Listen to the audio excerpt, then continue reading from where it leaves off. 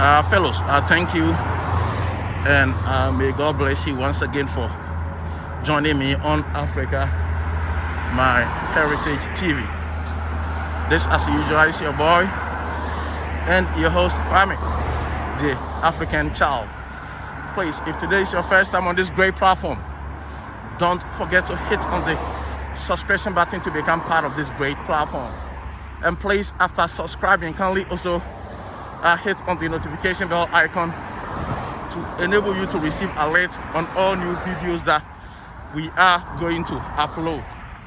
Please use the like button to also like this content to trigger the YouTube algorithm in promoting it further. And please use the share button to share it across all the social media platforms to enable this particular message to also go far. And finally, please recommend Africa My Heritage TV to all your friends and family. Thank you, and may God bless you. So, I'm still on this message. Imagine sleeping yesterday peacefully and waking up to the dawn, waking up to the morning with a conflict between your country and the neighboring country to yours. How are you going to feel? How are you going to function? And what is going to be the purpose of your life going forward? Now, the simple question that I'm posing to you right now, it is the reality that we are seeing and witnessing in Ukraine and Russia right now. I'm particularly much interested in this conflict going on between Ukraine and Russia because I have some of my colleagues that are studying medicine in Ukraine. I have some of my colleagues that are studying medicine in Russia. I have most of my friends back in high school and back in college pursuing higher learning in both countries, you see. So I have a greater interest with respect to whatever is happening between these two countries. And in my heart, I would wish that this conflict never gets too escalated and it can be controlled to its minimum level to understand that it is going to be called off, because you see, we're just living in a 21st century that you can't just wake up to decide to invade someone's country just because you disagree with them, just because you think your neighboring country is a threat to you, just because you think your neighboring country is aligning itself with your enemies. And if you allow that to persist, there's a possibility or tendency that your enemy aligning with your neighbor are going to conspire against your integrity as a country. You see, you have every legitimate right and claim to also fight for your survival, to also fight to protect your country. But with the greatest of respect to the Russian nation, I think you got to do that within your country, you see. So if you think your neighboring country is a threat to you, if you think your neighboring country is in bed with your enemies, and that they are conspiring with your enemies to make sure they would undermine your government, to make sure they would overthrow your government, to make sure they can set your own citizens against you, I think the best way that you're supposed to go by this, or the best way that you're supposed to tackle this, the best way that you can control this, is to make sure that you also solidify your military, is to make sure that you also solidify yourself in your country, is to make sure that you can also keep on leading well to gain your people's trust and loyalty, so that should in case whatever it is that you may be thinking of becomes a reality, your own people can also support you in fighting against your neighboring countries and the enemies they may be conspiring with in overthrowing your government. I think that should be the way out, and that should be the way forward. But in a situation that you disregard all these things, and you don't care about what your neighboring country may be going through, you don't care about your neighboring country's citizens, you don't care about the livelihood of your neighboring country, you don't care about your neighboring country's economy, you are ignoring them just because you think you have the military muscles, you are ignoring them just because you think you have the military accoutrement, you are ignoring them just because you think you are strong and economically powerful, you are strong and militarily powerful, so you can pounce on your neighbor to overthrow the government in your neighboring country that you think it is against you, and to also install your install your puppet government. I think even though the end justifies the means, but I can clearly say that it is not going to augur well with Russia.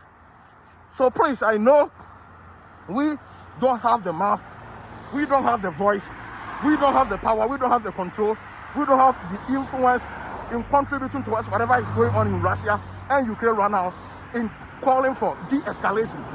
But I think what we can do is that, and what I can do as an African is that, as much as my own African brothers and sisters are also entrapped within these two countries, it is good for the African Union to also issue a communique. It is good for the African Union to also issue a statement that's talking to both the Russian government and the Ukrainian government in giving a pathway to enable international citizens within their country to also live. You see, as much as I know the international countries are going to call for the de-escalation of the conflict between Russia and Ukraine, I'm not sure it's going to work. But I think what the African Union can do as a body, what my own country, Ghana, can join the African Union in doing is that they have to negotiate with the Russian government to create a pathway. They have to negotiate with the Ukrainian government to create a pathway to enable the international citizens that would want to live, so that in case they would still want to perpetuate with their conflict, they can keep on doing that without endangering the lives of innocent citizens that are students are finding themselves in their country. I think it is also important, and it is also critical for the international body to do this, for the African Union to do this, and for my own country, Ghana, to also do this in protecting the Ghanaian students, in protecting the innocent lives that are finding themselves within this conflict. It is also important. And as I said, it is also sad, it is also heartbreaking that you slept peacefully yesterday, and whilst you were sleeping, you had good dreams, you see, and you had good aspirations and ambitions. You had the strength and fortitude to continue with life the next day that comes, and surprisingly, you woke up to this reality, being in conflict with your neighbor, being in conflict with your other half of the country. It is so sad, and it is not something that anybody would even wish for his enemy. I'm not sure anybody would even wish this reality for his enemy, because it is so sad. Its consequences is enormous. That when the consequences are not controlled, that when the consequences are not minimized, it can escalate and to turn it into becoming a third world war. This can escalate in becoming a third world war. So at this same time also asking the African Union, I'm asking the UN, that's the United Nations, to also intervene in situations like this, because I believe all the countries on earth here are part of the United Nations, and I think they also have a bigger say with respect to whatever is happening in Ukraine and Russia right now. I think they all need to speak towards a de-escalation, you see, because here we know that clearly Russia is aggressor, Russia has the power, Russia has the military might, and when care is not taken, it's going to pounce over Ukraine. But Ukraine isn't only about the Ukrainian people. Ukraine is a multicultural. It has all nationalities in the nation. So the United Nations needs to fight for all nationalities to have the pathway to leave the country if the war is never going to stop. It is also important, and it's also critical. I'm praying for my Ghanaian brothers and sisters entrapped in this war. I'm praying for all of them right now. Yes, I'm feeling for them.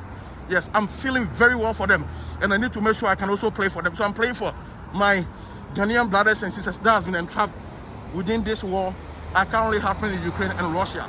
My heart is with you, and I pray for you, and I wish you have the strength and guts to hold on until relief comes, until rescue comes, until there's a safe pathway, until there's a peace approach to enable you to lawfully leave the country, to also have the chance to reunite with your families again, because I wouldn't want a situation whereby your parents took a loan to support your education in Ukraine, your parents took a loan to support your education in Russia, and at the end of the day, you went to school in Russia or Ukraine, you never came home with a certificate, but you only came home with an injury, you came home with an amputation, you came home with a tragedy, you came home with an accident. We are playing against all these things, and we hope that the international peace approach, the diplomacy that is still ongoing, is going to work in making sure that the solution can be achieved at the end of the day. So we are together praying for the peace, safety, and tranquility of Russia and Ukraine. Thank you, Charles. viewers and subscribers. May God bless you for your quality and productive time that you spent with me here. It means a lot to me. Please don't forget to subscribe to Africa, my Heritage TV. And please, after subscribing, kindly also hit on the notification bell icon to enable you to receive alert on all new videos that we are going to upload. And please share this video to enable you to go across other social media platforms to reach the United Nations and the African Union. And please recommend Africa, my Heritage TV, to all your friends and family. Thank you, and may God bless you. I will see you again.